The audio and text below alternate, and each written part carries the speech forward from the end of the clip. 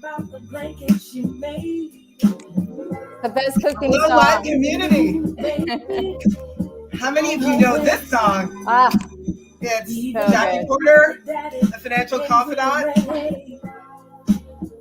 And we're all about making financial conversations accessible. And if you know this one, jam with me. Family reunion. I had a special request today from our co-host, Miss Restaurant Extraordinaire, Nanci Giovinazzo. I'm so excited to have her on. Happy to be here. And honestly, I hadn't heard this Jill Scott gem, so I'm very excited to be So playing good. it. I played Jill Scott for those of you who saw the live last week. I brought her back. Well, it's what reminded me of this, actually. Yeah. So for those of you who know the song, post it in the chat. And if you don't, it's family reunion, y'all. And we're talking today about a family reunion of sorts, right? We're talking about gathering for a meal. Yeah. I know that it's not always easy these days to gather for a meal for a whole host of reasons. One of them might be just, this is actually the back to school, back to work time. I know a lot of workplaces are mandating really parents going back to work, and that puts the strain on moms to be back to work, back to school with their kids, and really trying to figure out the balance again on how to get their kids to activities and then come home after a long day, especially if they're back out in the office, and figure out how to prepare a meal. And so family time might be challenging. What also can be challenging these days is figuring out how to meal prep again. Yeah. It might have been easier during the pandemic when you were home. Maybe you had Instacart groceries being delivered to you. You didn't have to spend money on other things.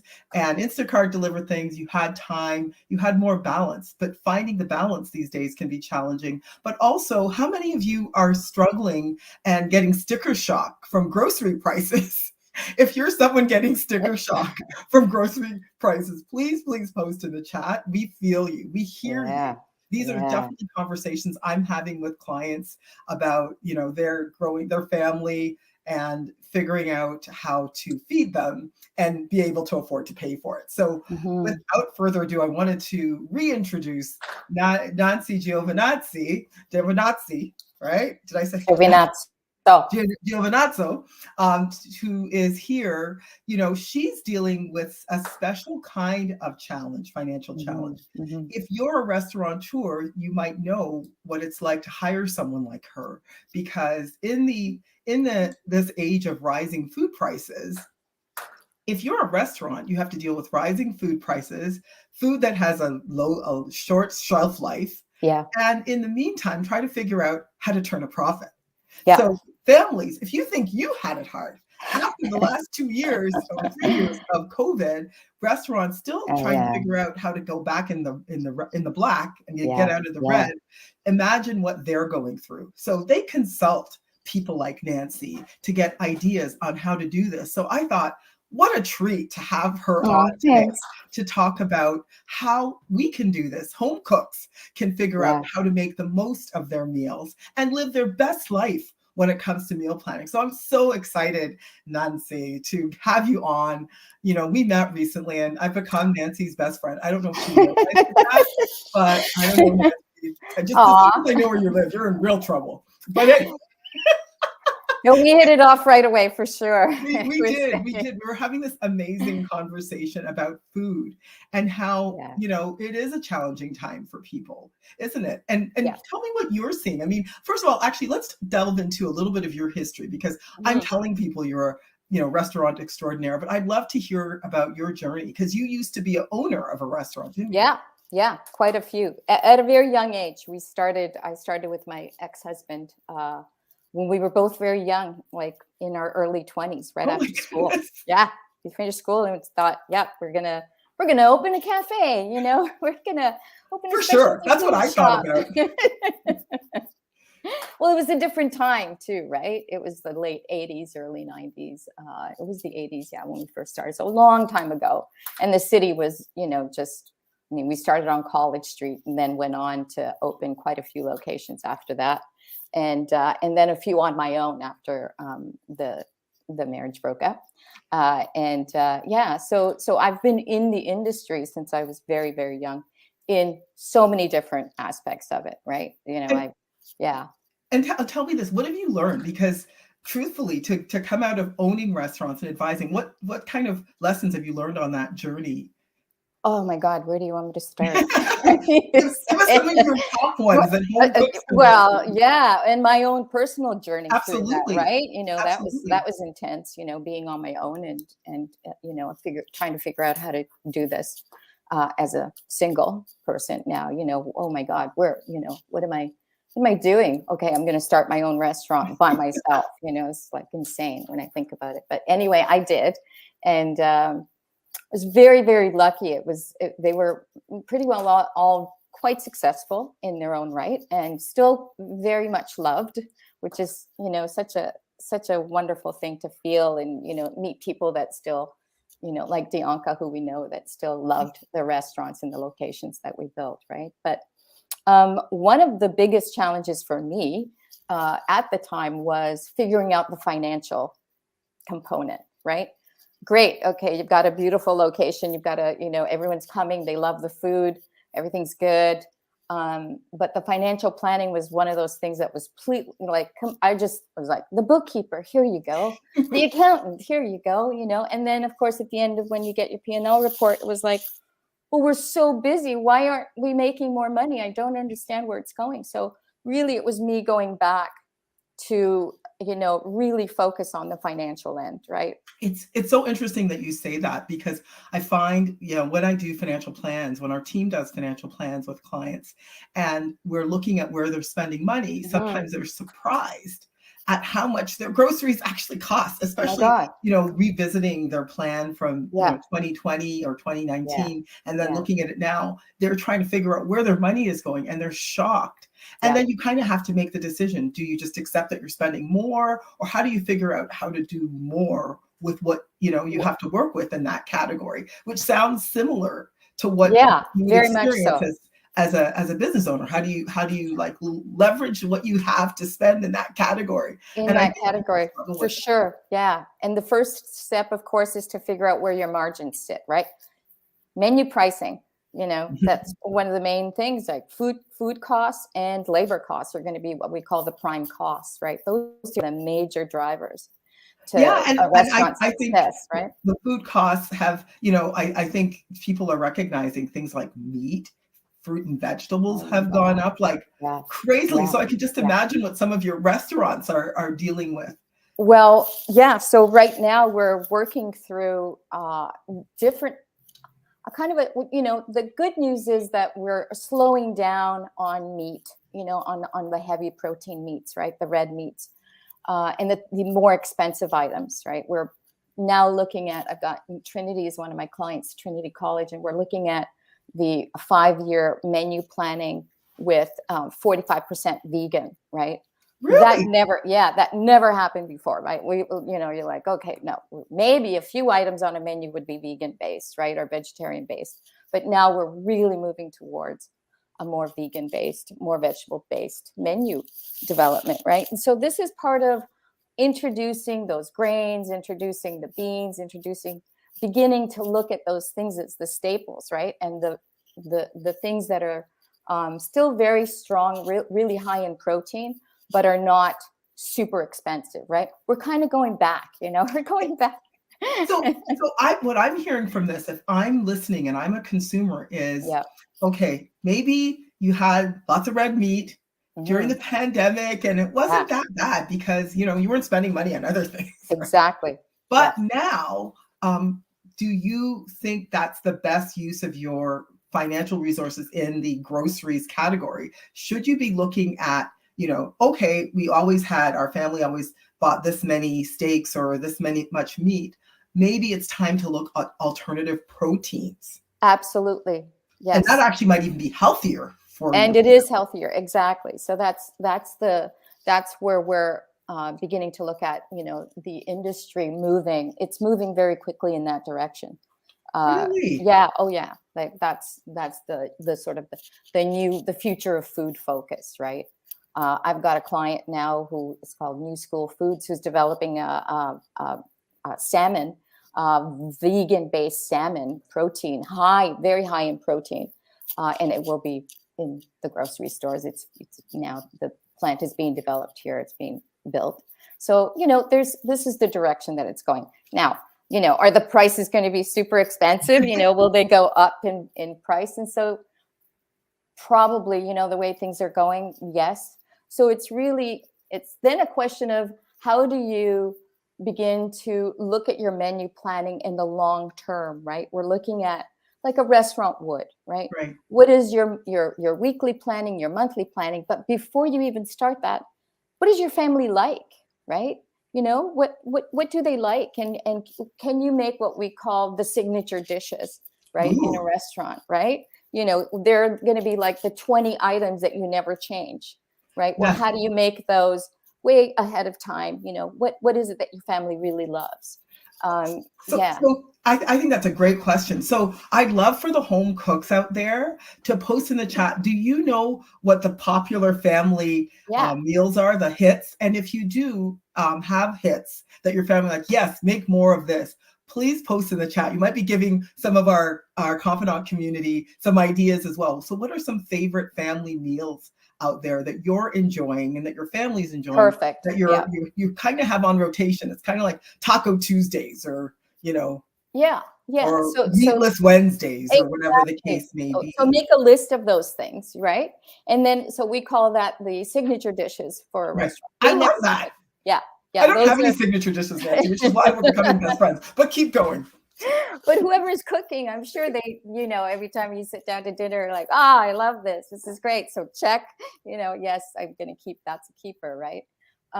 So then you basically build what we call an inventory database, right? You build your recipe. What does it have? Onions, garlic, rice. So you build that and you cost what that looks like, right? Go. But not only that, then the next step, and pretty well the last step, if I was, doing it at home, which I sometimes do because it's really interesting to me, of course, Right. is to figure out how many portions your batch, what we call a batch recipe, produces, right? So am I portioning? How many do I get out of this whole batch? Can I make more? Can I freeze some? Can I pre-cook some of these things like my rice and put it in Tupperwares? So this is what we call the mise en place restaurant business, or the batches, right? So So so let's break that down, because yep. I Sorry, think I that know, I these are, know. For me, it's like, oh, yeah, these are really crucial steps that I think, we know restaurants have to do this if yeah, they're going to survive, because yeah. it's challenging. Many restaurants don't make it year one, year two, because of some of these challenges that they can't overcome. It's So mostly financial. Yes, it's they mostly fail. financial, because again, they're in a business, Yeah. short shelf life, have to figure out how their numbers to make sure they turn a profit. And I'm just going to add to that, very little waste, as little waste as possible, right? So you're Ooh. repurposing some of these foods. That's the next step I was going to talk about. What can you repurpose, right? So if you're baking a chicken or roasting a chicken, Yeah, that's what I was you're thinking about. you're going to That's eat. something I can do, Nanci. Okay, so Like, you can do don't that. judge me too harshly. I I can roast don't. a chicken, confidant community. Yay. Well, that's amazing. I mean, some people can't do that. But so you're roasting a chicken, you're having it for dinner, you've got some left over. Of course, everyone knows you can make sandwiches after that, Right. right? Great. The one thing that the restaurant always does with bones, the chicken bones and the carcass, is we roast them off for stock. So even if you're buying a chicken from, roast chicken from somewhere, whoever, great, rotisserie chicken, Right. you can take that carcass, all the bones and meat and everything else, and make a beautiful stock by just adding onions and some vegetables to it, carrots, celery, and you've got your stock. You strain it. It's cooking for 2 hours. You don't have to do anything to it. Just put it on simmer, And you've got beautiful vegetable stock, right? That then you can use for soup. You can use for other things. A lot of Yeah, people because don't know that, but stock this ain't is cheap. Have you bought stock in the grocery store? exactly. Really? I'm shocked. I'm like, oh my God, this is the easiest thing to make. I don't understand. It's why it's like, Well, so this is yeah, why we're talking to you, Nancy. This comes second nature to you. Okay, so let's go back through some of these rules. So price out yeah, what your staples are is yes, what I'm hearing is rules. So just stop me yes. because I'm the new kid on the No, no, block here good. to It's figuring good. It's all this good. stuff out. So price out, what your staples are. Yeah, Price out your food costs. yeah. So I'd probably even take it one step back, which is confidant community. If you know what it costs you a month on groceries, please post in the chat. What does it cost you on groceries? So that's your food costs. So if you do that a month and you divide it by the number of your family members, what does it Exactly. cost you per person? And Yeah. then start looking at the staples is Yes. what I'm hearing. Like, Perfect. let's Yes. find out what the greatest hits are in terms of, food Yeah. that you're having in your Yeah. household. Yeah. And really pay close attention to food waste. Any other ideas on ways you can repurpose really popular meals? Because I love the roasting out, and so you just roast it in the oven and then put it You're on. roasting in the oven and you're making a chicken. You've got your potatoes, you've got your carrots, you've got everything else, I'm talking the bones. the Roasted. bones. So when you finish, right? And of Mhm, course, you're going to have some chicken left. So you mhm, clear the breast and you're going to mhm. make sandwiches the next day. Right. Easy. But you don't have to just do sandwiches. You can put that in a Ziploc bag, freeze it, or store it and make a stock. And then you're dropping all those beautiful pieces of chicken into your soup, right? Ooh. Oh no, that's like really just beautiful. Like that's a really beautiful soup, right? You can do an egg drop soup, which is the Italian wedding soup, is what we call Oh it. yes, yes, yes. Do I've your had it. egg Don't know and how to drop make it it. in, right? Yeah, it's like again, you need a stock for that, and it can be any stock, right? So um, that's one. The other thing is, with the really hard stuff, like okay, you've got your vegetables, you've got your potatoes. If you're going to peel those, peel them when you're making, you're cooking something. Peel more, cut them up, put it in a baggie with some water because they need to sit in some water so they don't or what we call acidulated, add a touch of lemon juice to that so it doesn't Right. go brown. Ziploc it. You've got you've got bags of your vegetables that are already pre-cut. Restaurants work this way, right? We begin to work with the staples and we pre-prep these things all the time. You're freezing, you're canning.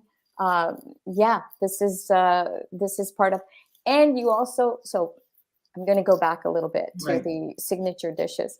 When you're creating those recipes, when you're pulling the inventory of what it takes to make those dishes, make sure that some of these items are crossover, right? You're not just one dish with items that you're not going to use somewhere Well, else. you know what? You and I had a really great discussion at the dinner party we Mhm. met at. Yeah. I have a lot of really great friends who are great cooks. So I think it's really important if you're a non-cook like me, make those friends. But that's a whole other subject. But We love people like you, yes, because we love whatever we exactly, cook. I'll It's take great. really good care of you. But on top of that, I was going to say, we were having this whole conversation about the death, I feel, of those cooking shows that, had the Yeah. expensive ingredients. They had all these expensive ingredients, like I think I saw one where, what's that really expensive spice that you put into stuff? I think it's Egyptian or whatever. It's really tasty, but it's super expensive. Like But saffron or saffron, sumac. exactly. Called for Saffron. saffron or Yeah. sumac. Yeah. And Yeah. how Yeah. often are you using saffron? Like community.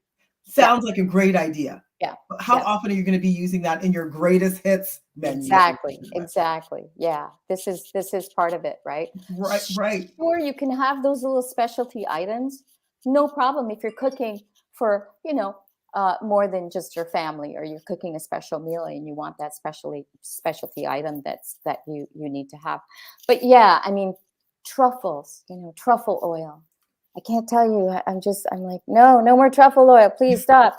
It's like, it's really expensive and it's not necessary, most of the time. I mean, again, it's that special ingredient, right? Exactly. Yeah, So is on your grocery list a need or a want?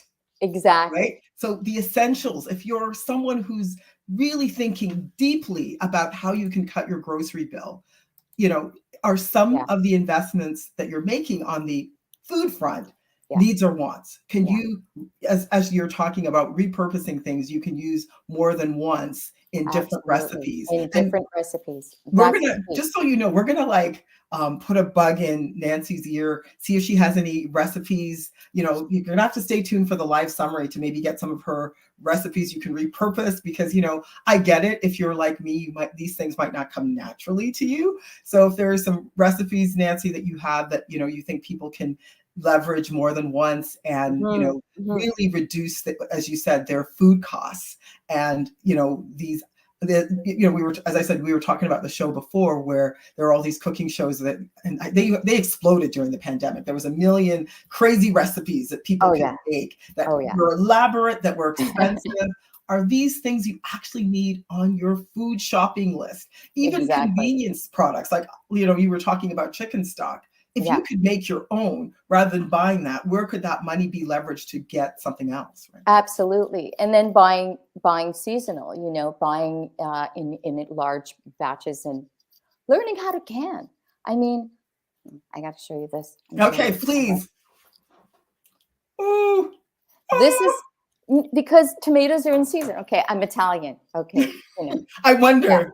So, so you know, but when I Giovinazzo. was younger, Did anybody? yeah, Go when I was younger, I didn't think about these things, right? Even when I was in the restaurant industry, why would I? You know, but now since the pandemic, I'm just like, oh my God, no, I really like those recipes from my parents and my culture, and other cultures really, they're all coming back in. For me, that's such a it's really nurturing me and also the people I cook for, right? It's and they're so special. Like I just feel like they're in season, they're perfect right now. What can I do with this? I bought a bushel, you know. Then I went off and bought another bushels because I'm gonna, you know, I'm gonna give them away as gifts, right? To my friends. But it's not that hard. You know, we think it's like, oh my God, well, you know, but it's really not that hard. We're kind of going back, like I said, even in the industry, we're going back to how do we make things last longer, right? Food waste is a huge, huge component of what we're trying to control right now, you know, because it's expensive. And also there's a huge footprint to that, right? So we're trying to be more sustainable. And so that's anyway, that's part Well, of it. you say that, and I just think, you know, I think of, you know, my immigrant parents, immigrant Yeah, family, and we were talking about your immigrant family and yeah, how it seems so folkish now to talk about some of the things you're talking about, like canning, which I used to watch my mom can stuff, right? pickle Yeah, stuff. yeah, of course, of And course. of course, I closed my eyes because it was traumatizing to have to deal with all of these things, right?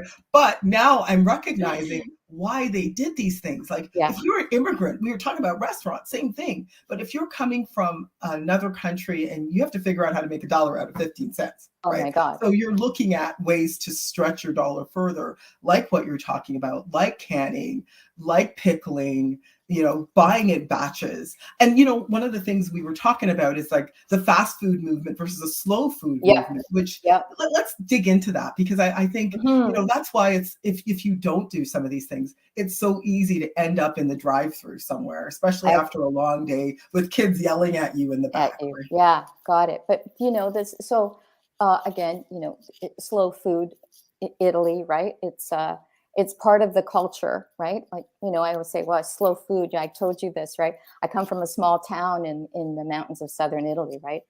No such thing. Slow food is what we've always known, right? That's You right. know, yeah, we like it cooks. It's local. There's, you know, farmers that stop at the piazza with their, you know, their trucks open and say, okay, you know, this is what we've got right now. You know, certainly there's big stores now. It's, you know, in the last 15, 20 years, they're everywhere.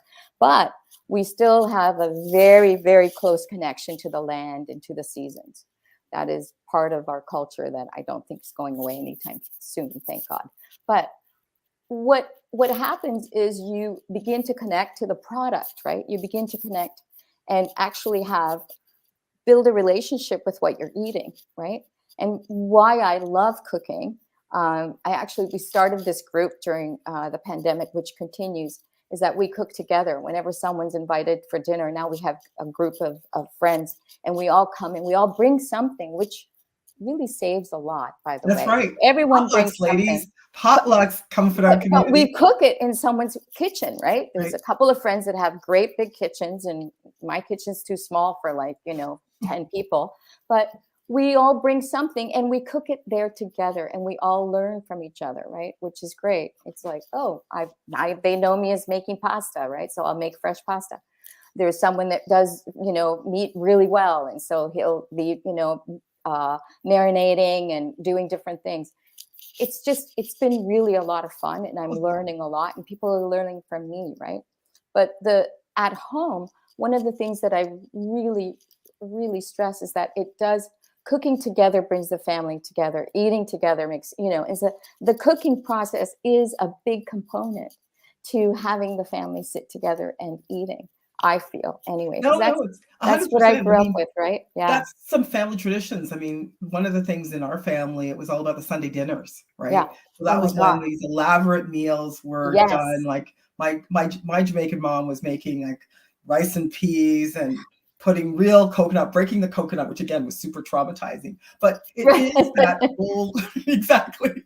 It is that whole culture of bringing the family together, which is why confidant community, we're talking about living your best life with food, Yeah. because it could Yeah. be a ritual that can be helped if you're Absolutely. doing things like you said, like meal prepping. So Yeah. let's dig into that as well. Mhm, Like, mhm. what does meal prepping look like on the weekend? Because we were talking about some meal prepping where you're getting getting your vegetables and making Yeah. them last longer by putting them in like lemon or in water so Yeah. that they extend. But what does meal prepping look like if we're trying to have these awesome times together where you don't get exhausted because you're like, okay, I'm going to go home and have to start from scratch. What am I going to cook? Let's talk about like what happens to meal prep to make it Well, easier for yeah. families. First of all, I'm lucky that I guess I don't know. Everyone, my nieces, and I don't have any children, but my nieces and I cook together all the time. We cook ever since they were kids, right? They would sleep over twice a month, and we would have these elaborate cooking. Little. I take them to the grocery store and say, okay, what do you want to buy?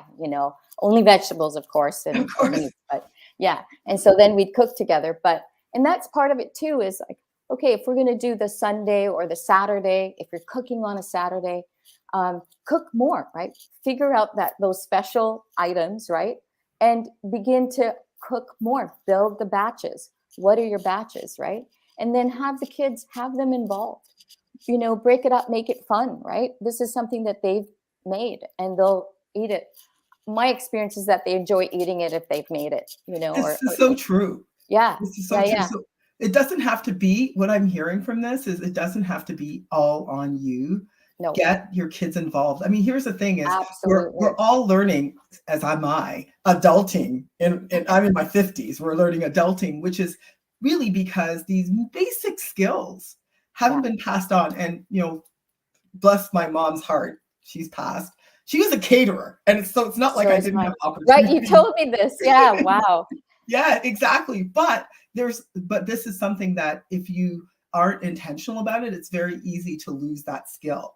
And as I got Absolutely. busier, I mean, I used to do a lot of cooking, and as I got busier and busier, it's just something that Yeah. I did less of and less of. I know Yeah. how to do basics, but I think what I love about this conversation, it's just sort of building on those things, right? It's like building blocks, Building canning, blocks. building Yes. blocks, Yes. how we can keep food longer so we have less food waste, building blocks, Absolutely. pricing everything out. It's Yeah. it's easier to do Yeah. for two. It's Yeah. way more complicated to do for larger families, and even more crucial, right? So I'm really glad you're talking through what people need to do. Any last piece of advice for people that are listening?